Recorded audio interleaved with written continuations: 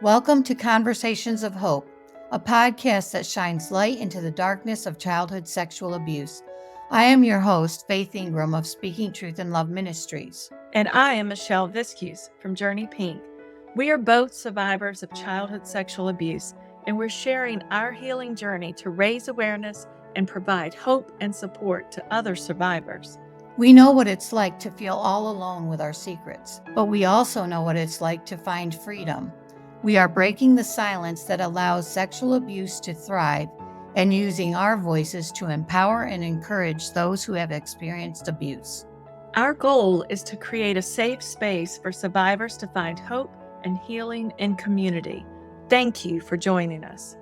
Today we're going to be talking about grooming, and it's a very heavy topic, but it's one that we need to address because it is so common. And if we want to help prevent abuse and deal with abuse, we have to be able to address the issues surrounding abuse that make it possible for abusers to get away with abusing vulnerable victims. And what grooming is, it's something that an abuser uses to manipulate the behavior of the victim and make them more vulnerable. It's kind of like brainwashing, manipulation. And a groomer not only grooms the victim, but they also will groom the gatekeepers, the protectors, the parents, the teachers, different ones, so that they can get away with abusing their victims. And today we're going to talk a little bit about our stories and how grooming played a part in those. And we'll give examples of some of the grooming that an abuser may use to manipulate their victims. So, Michelle, would you like to share a little bit about how grooming was used in your story? Yes, I think that understanding the process of grooming is so important because when I first began my healing journey, I didn't understand it. And to sum it up, when I finally understood it, the sentence that came to my mind was, I was tricked, like he tricked me. And the reason that's such a big deal is because before, the sentence that was in my mind was, something's wrong with me. I'm a bad girl. I'm bad. It's me. Something's on my forehead that keeps saying, you can do this to me.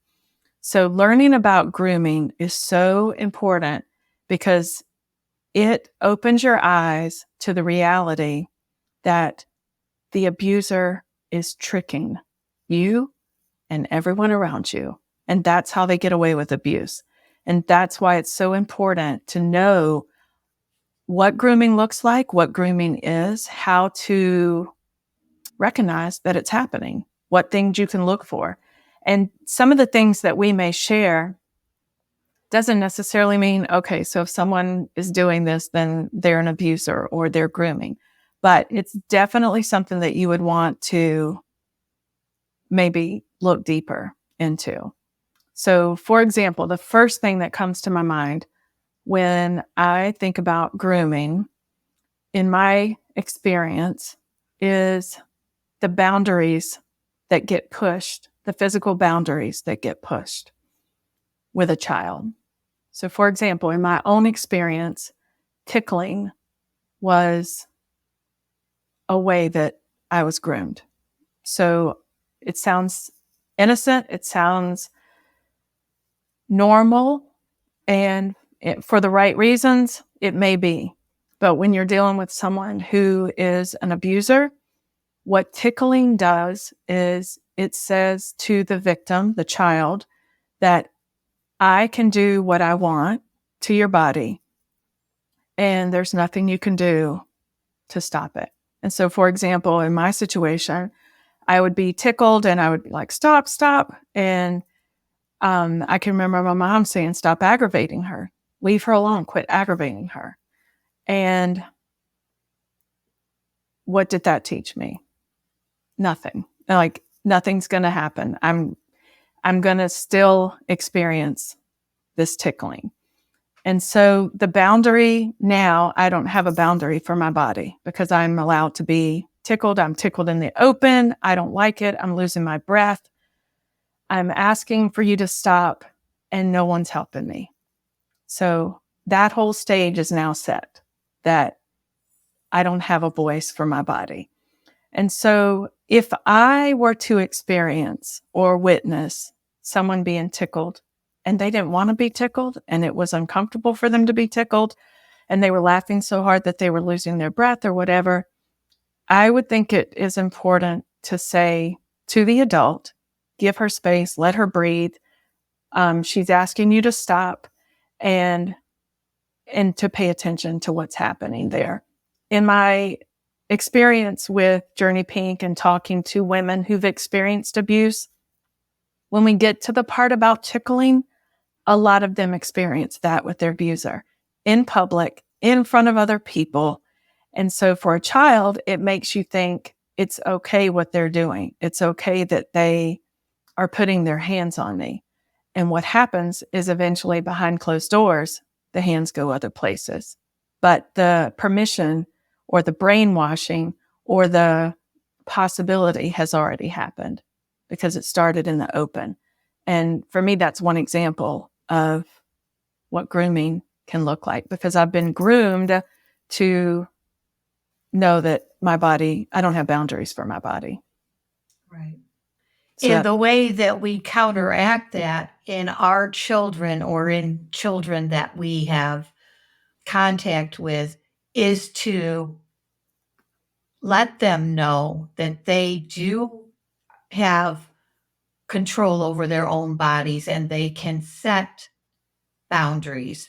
And when you're being abused by somebody in your family and other people are not standing up for you and saying that you can say no and will listen, we do that with our grandchildren. Like sometimes they will be tickling or they'll be play fighting or whatever. And whenever anybody says stop, we say, they said stop. They don't want to do that anymore. And that's their body. And we need to respect their body. And sometimes they like to play with you and you're playing together and it's okay.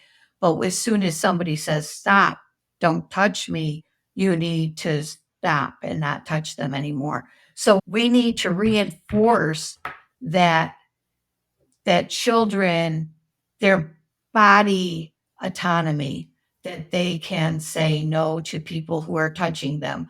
They don't have to show affection to whomever wants to show them affection. They don't have to kiss grandma goodbye. right. You know, that's how you combat that form of grooming that makes people feel like they don't have a choice but to say yes to whatever. Right. And that's And fairly new, right? I mean, yeah, the back in body the of day, you didn't have anyone right, talking about this is your body and this is safety. And I think that's pretty new for parents right. to have those conversations.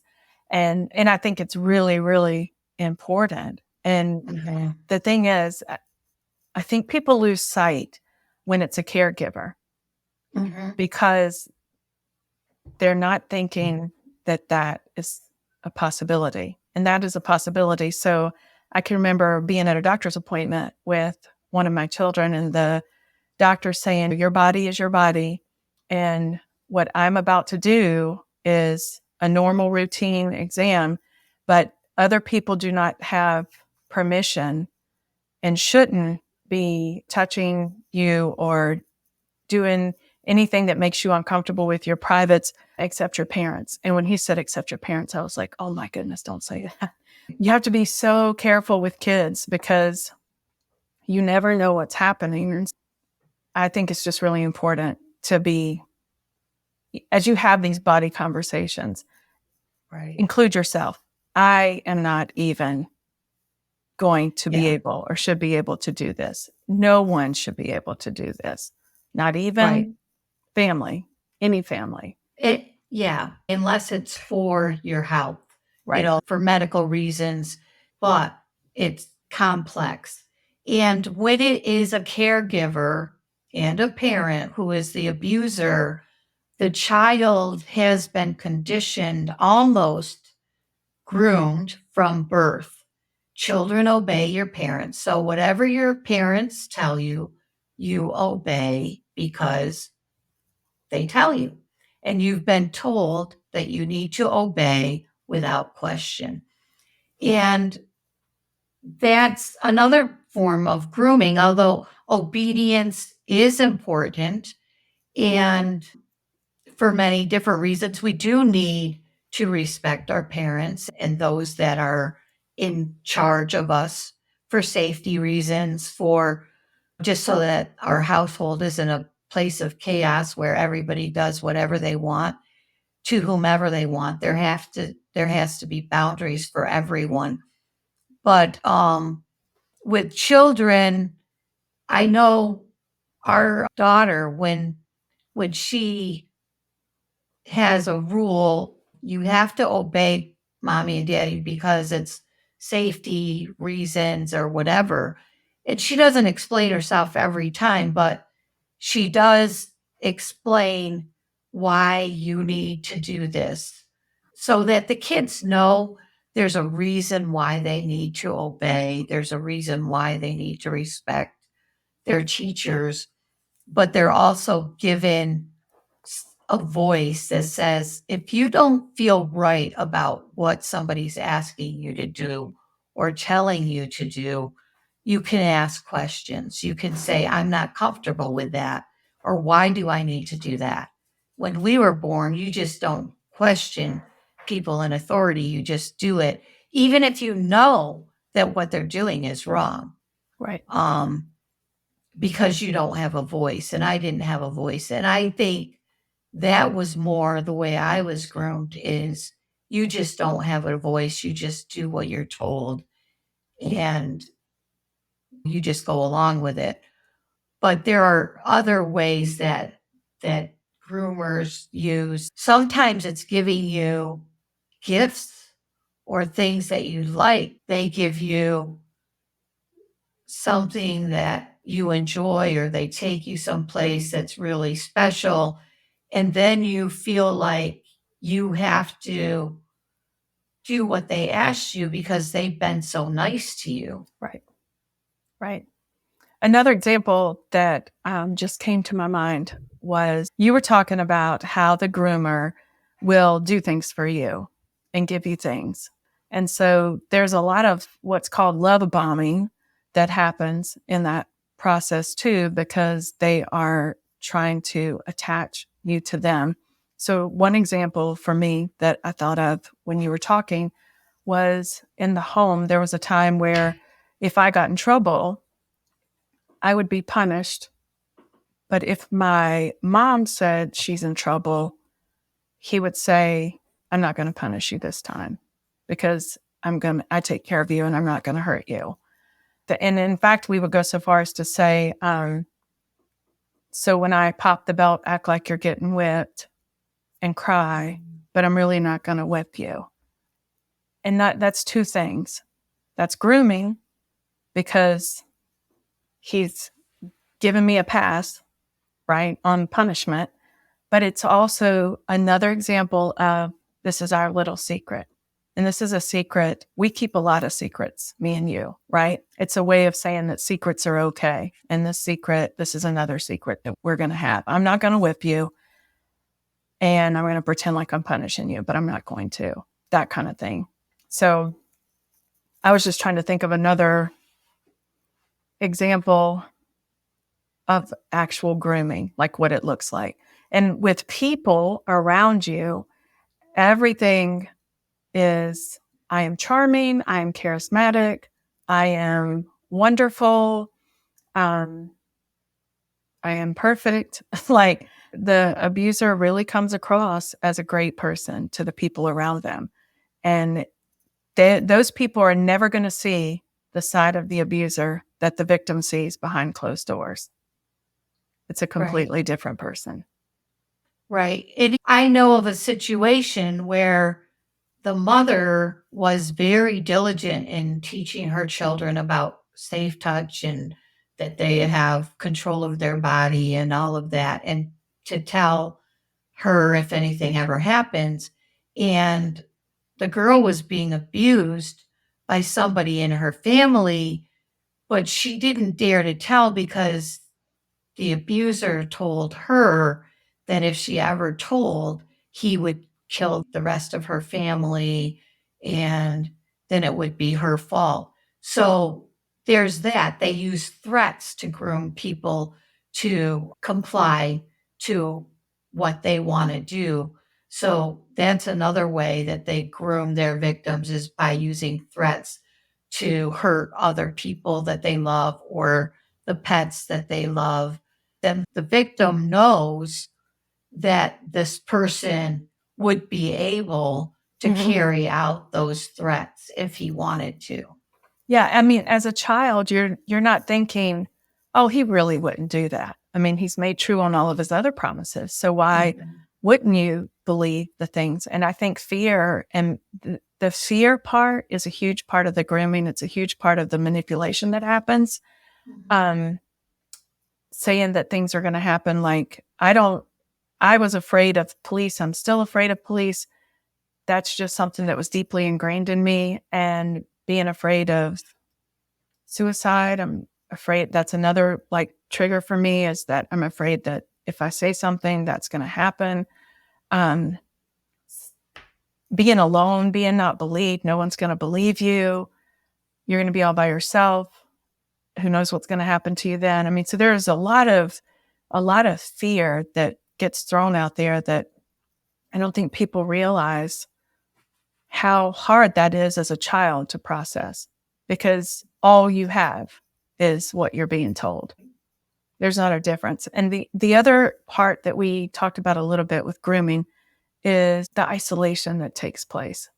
And so the whole point in grooming is to get to abuse the child, obviously, but also to isolate that child because they can't abuse them openly.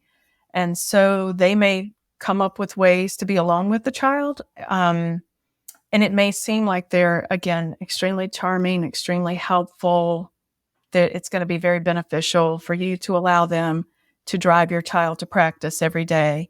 And it'll save you time. And I'm going to drive right by there. So I'm more than happy to pick up your child and take them.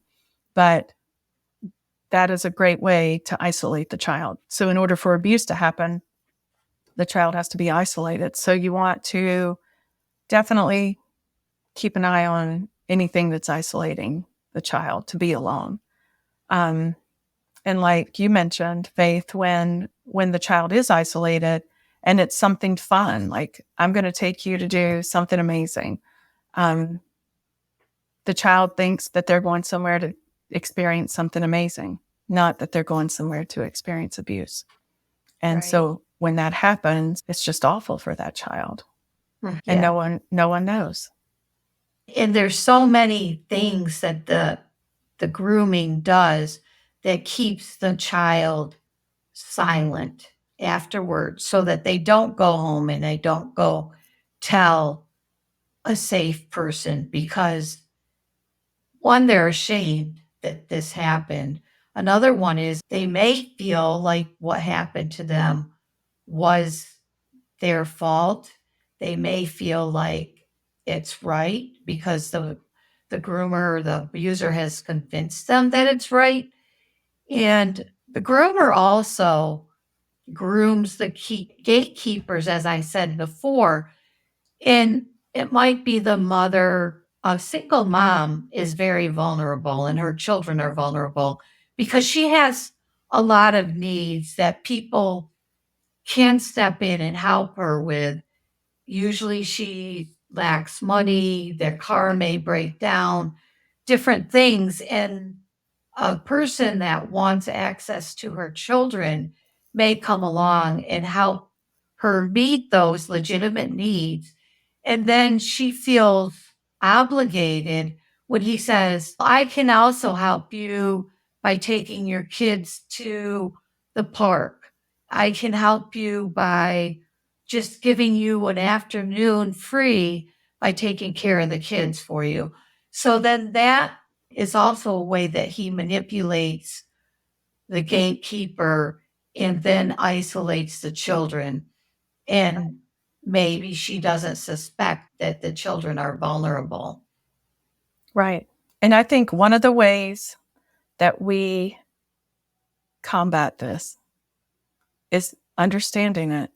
And then also saying things to our children like, you can tell me anything.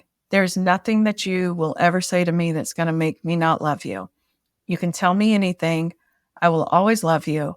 And nothing is going to happen to me. Like I used to say to my kids, you can tell me anything and nothing is going to happen to me if you tell me something, just in case that was something that was used with them. Um, so we have to have these conversations, even though they're incredibly difficult and they feel dark. You don't have to make it dark. You don't have to talk about the actual abuse, but you do need to be that safe person. And I would even say find another safe person, a friend that you trust, so that if your child does not feel comfortable coming to you and saying it to you, say, this is another person that you can go to if there's anything that's happening that makes you uncomfortable. This is a safe person. They will help you. Because that way, if the abuser has said something like, if you tell your mom, then I'm going to, then this is a separate person that they can tell.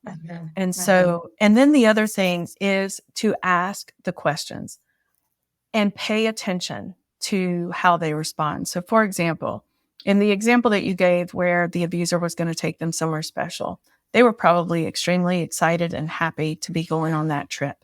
But then when they got back, say things like, how was it? What did you do? Did you have fun? And would you go again if you could go tomorrow? See how they respond, because they may very well not want to go again. And they may not tell you why they don't want to go again, but pay attention. And if they don't want to go again, then don't make them go again. Keep asking questions though. I have found that you have to ask a lot of questions and you have to ask more than once. Even as a grown adult, I wouldn't deny it. There's so much shame, you deny it. And so keep asking. Is there anything? Are you sure? You can talk to me. You can tell me anything and see if they're comfortable sharing if something's happened. One police officer said that he keeps the communication open with his children. Every day he asks them questions, but he doesn't ask them who was mean to you today. He asks who was nice and did anybody give you any gifts and, anything to keep that communication open about all of their relationships with their friends, with their teachers, anything so that they know that you're interested and that you're keeping an eye out for what's happening in their lives. And in today's world with the internet, we not only need to be mindful of the people that our kids have physical contact with, but people that are online that are trying to trick our kids and us, people that say that their children the same age as your children are and try to befriend them. We don't know who's on the internet. So you have to be very diligent in watching what your kids have access to on the internet and making sure that you can be able to see everything that they do online, that they're online in a common area in your home, not private. Make sure that you have filters. But I mean, filters are not gonna, they aren't gonna stop somebody from being deceitful and manipulative over the internet. So we have to be aware that the dangers that our kids face today are different than what we faced when we were children. Right. And the grooming that happens in person happens online, and it's even probably more prevalent. because the Right. child has no idea that the person that they think they're talking to is not really who they're talking to. And Right. so you have to almost explain grooming to the child, like not to the point that you have to make sure you know who you're dealing with and make sure they know that your best interest is what's important, that they're not saying something that's not true or doing Right. something that's going to cross your boundaries. The minute that happens, it's a red flag and you need to come tell me. So just asking you to do something that makes you uncomfortable or anything like that is a red flag that we need to talk about, because you Right. don't have to do anything like that. While I think that the concept of grooming, I know personally for me, it's incredibly difficult to talk about. So I'm sure for the listeners, it's probably hard to listen to. It's a heavy topic, but it is such an important topic, especially for survivors out there. When you can understand how grooming takes place and what happens, it can help you make sense in your mind that it was not your fault, that you were tricked, you were manipulated, and you were brainwashed. And that's what happened. You were not bad. You didn't do anything bad. You were simply a child and you were groomed. And so understanding that as a survivor is really important to your healing journey. But then for parents, it's important to understand how it works so that you can have insight on what might be a red flag. Physical boundaries being crossed, isolation, love bombing, all the things that we talked about today. Like there's positive things that can come, but notice the behaviors of the child. Notice if they're excited about going or they're not so excited anymore. And so those are things that you can look for, and it can help with preventing abuse. But we definitely think that this topic is important. And that's why we wanted to talk about it, even though it's not easy for us to talk about it either. And knowing that grooming isn't just done to children, it's done to adults, and realize that if you've been groomed as an adult, it still isn't your fault Mm-mm. because they know how to get inside your head and get you to do things that you don't really want to do, but you feel that you need to do because this person has invested in you or this person has conditioned you to react in a certain way to them and made you more vulnerable to their attempts to abuse you. Right. And I think it's important to know that as children, speaking from childhood sexual abuse perspective, but what you're saying is absolutely true. It happens to adults. Adults get groomed. They're in power situations where there's a person in power over them, and that should not happen. Like abuse should not be happening there, but it does. And as children, when you're abused, you are likely to be re-victimized. And so as a child, because you've been conditioned to be you've been conditioned, you've been manipulated, you've been brainwashed. As you become an adult, if the wrong person is in that scenario, they can take advantage of that and groom you and abuse again. So that's why it's important to recognize it and to understand it and to find healing so that it doesn't keep repeating the cycle. We hope this podcast is a source of comfort and inspiration for those who are struggling with the aftermath of childhood sexual abuse. Thank you for joining us on this journey of hope and healing. Please be sure to subscribe and check out our show notes for more information. See you next time on Conversations of Hope with Faith and Michelle.